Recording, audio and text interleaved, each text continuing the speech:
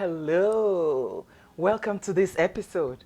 I have with me today my friend, a co-laborer in the therapy world and vineyard, and we're going to today talk about self-esteem.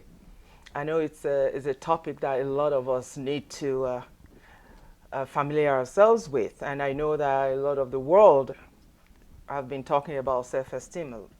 And so we want to address that and discuss that. Welcome. Thank you very much for having me today. Yeah. I would say self-esteem is actually the value that we place on ourselves. And the word self means it's individual, it's for the individual. Right. It's not outside of self, so it's within yourself. So self-esteem is the value that somebody places on himself or herself. And it comes from what you believe about yourself. Right. And I would say that self-esteem is actually built from childhood. It's either a child has self-esteem or a child doesn't have self-esteem. Wow. And it goes back to how we are raised by our parents. So there we go. Another thing about the family, because in Hope Alive here we focus a lot on the family, and because a lot of things that happen because of growing up and childhood issues and stuff like that. So how does childhood or the way we are brought up affect our self-esteem? You know, in some families, a child is just supposed to be seen and not heard. You know, giving children the opportunity to say how they feel about situation, giving them a voice at home, giving them a voice in the family goes a long way to increasing their self-esteem. You know, and communicating assertively, you know, asking kids to say how they feel about some decisions that we make as parents.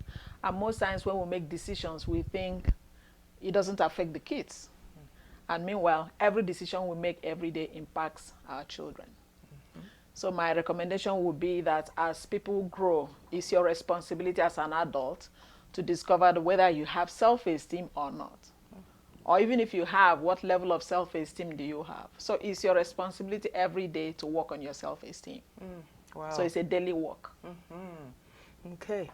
So as our this program or our broadcast says that it's about Hope Alive presents Walk With Me. And today we are walking with you in regards to your self-esteem.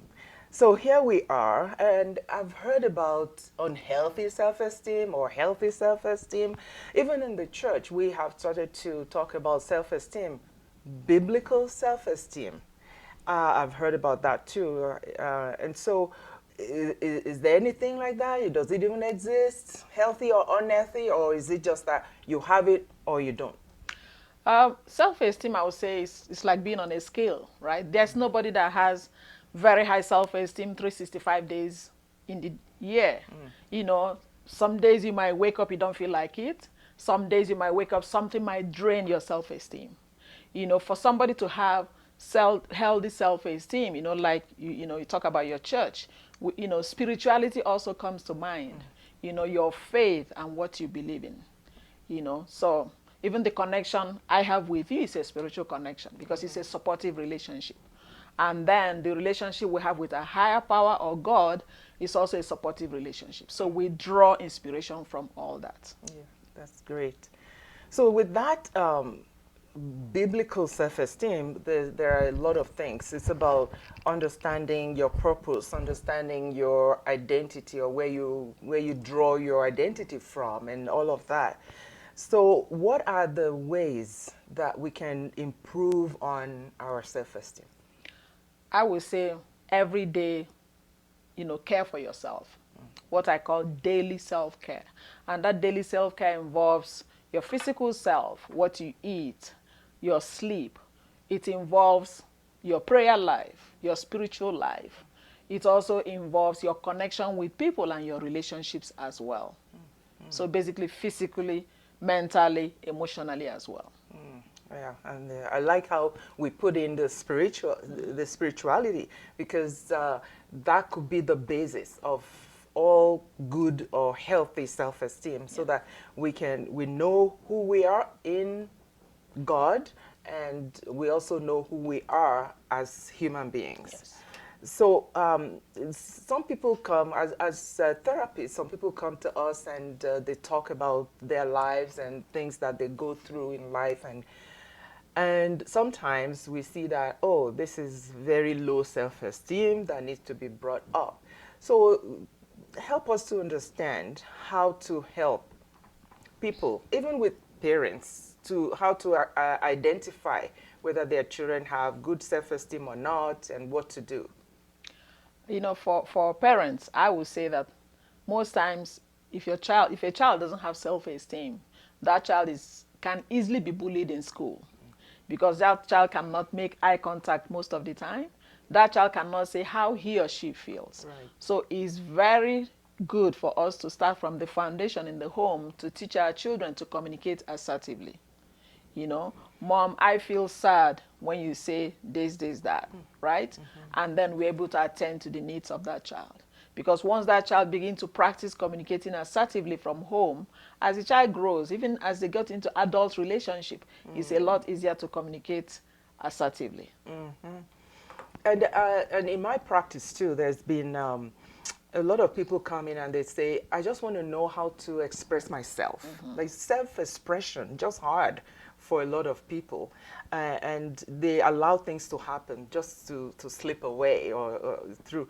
And so they come out of situations thinking, oh, I should have said this or I should have done that. So does self-expression connect to self-esteem?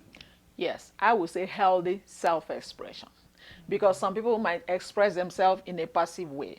You know, when somebody means to say no and they say yes. And they walk away saying, oh my God, I should have said no. You know, I shouldn't have taken that responsibility. You know, and then some people, instead of them to communicate in a healthy manner, they're aggressive about it. They yell, they shout, you know, and these two communications are very unhealthy. But when they communicate assertively, you know, using their I statement, you know, I feel, you know, disrespected when you call me names. Next time, I need you to address me properly. You're focusing on yourself. You're not focusing on the other person's behavior. And that's a healthy way of communicating.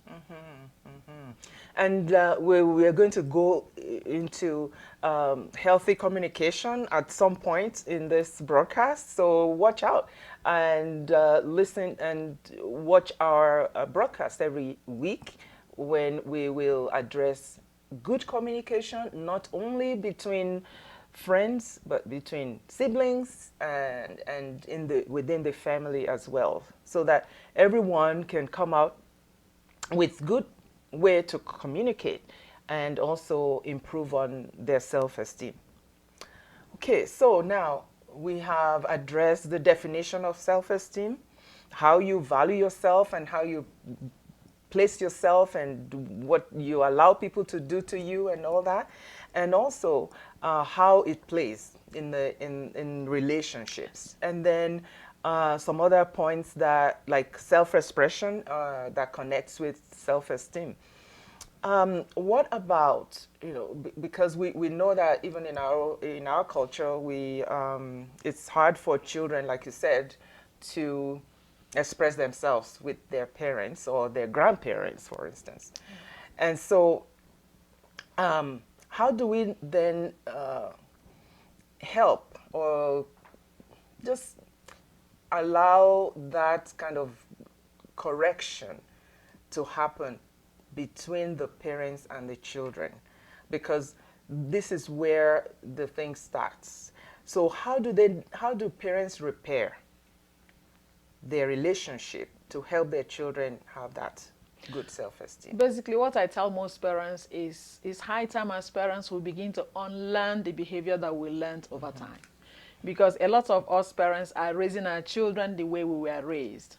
There's nothing wrong with the way they were raised, right? But as parents, it's our responsibility to identify what works for my children now and what doesn't work. Definitely passive or passive-aggressive behavior towards children, it doesn't work. Aggressive behavior towards children doesn't work. The only thing that can work is assertive communication. So sitting together and talking Having about a this. conversation, yeah. And I call it town hall meeting. Yeah. Okay. Yeah. You know?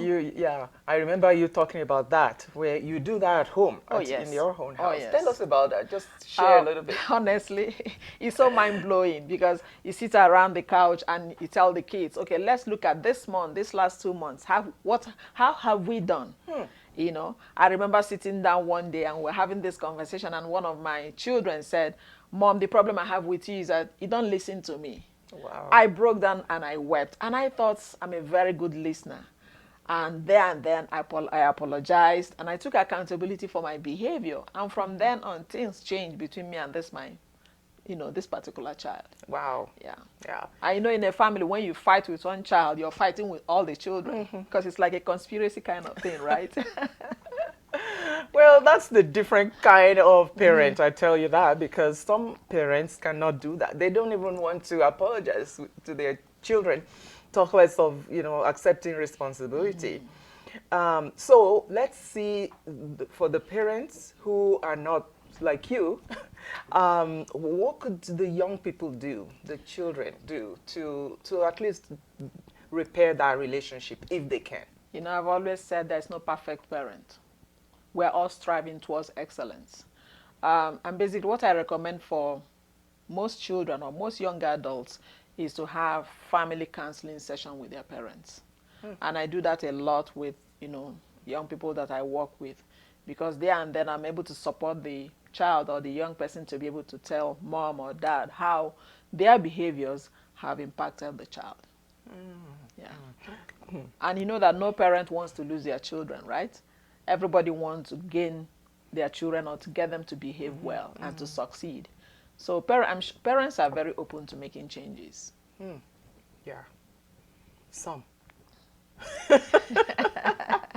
So today, if you are watching and you're a parent, and your children have told you you are old school, and they have told you you never listen, and please take it seriously, because what you're doing is you're impacting the children who will now become mothers to be like you, because that's what they know and that's what they will learn. And so they will find it difficult to change when the time comes for them to be mothers and to be parents. And so we want greater and better parenting in the future of our children. Then today is the day to learn how to do it with the ones that you have right now, so that they too can improve on their own parenting. So at some time we'll talk more about parenting and all the parenting skills that are needed for us to have that relationship with our children, so that the future parents that we are bringing up right now can have better relationships with their own children. Okay, any final thought? One more thing I'm going to add is that also parents watch on their parents regarding their own parents' self-esteem. It's a lot easier for parents who have self-esteem to be able to raise children who have self-esteem. Because if a mom or a father doesn't have confidence in himself and doesn't have very low self-esteem, the child will kind of emulate or copy what the parents do. Yeah. And even having daily affirmations, positive statements. Like for me, every time I'm driving to work, I'm saying, today I am blessed, today is a good day, today is going to work out for me, I am happy. I may be sad that moment, but I'm speaking it out, I'm declaring it that today I am happy, today is going to go well, today I am blessed, Yeah. Wow. That's awesome. Thank you so much for coming on today. Thank and you. I know those of you watching, you will see more of my friend here, Georgina, and we will be talking more about other topics that we think are relevant to this day and age for relationships, especially relationships within the family. So as you know, this is Hope Alive presents Walk With Me. And again, this is a book that God helped us to publish, my daughter and I, and it is 30-day devotional. And as I will always do, hopefully, or if I remember, if the time permits, we will talk about one day of the devotional. And today I have chosen day 18, and it's titled Internal Disharmony. And it says, the wage warfare, my soul and spirit. From two worlds they come opposed. Carnal desires, craving, thirsty. Invisible man, struggling to stand. Both able, strong, both strong. One wanting to feel instant wants. The other with divine eyes surrendered only to him. Both pleading, calling, alert, surrendered to God. So when there's disharmony, the hope is that we will be surrendered to God, surrendering our soul, our disharmonies, our internal dialogue where we call ourselves names and call ourselves what we are not meant to call ourselves, and just let God take control. So we hope you have enjoyed this episode. Thank you again for coming. Thank you. We'll see you again next week. Have a great weekend. Bye for now. Thank you.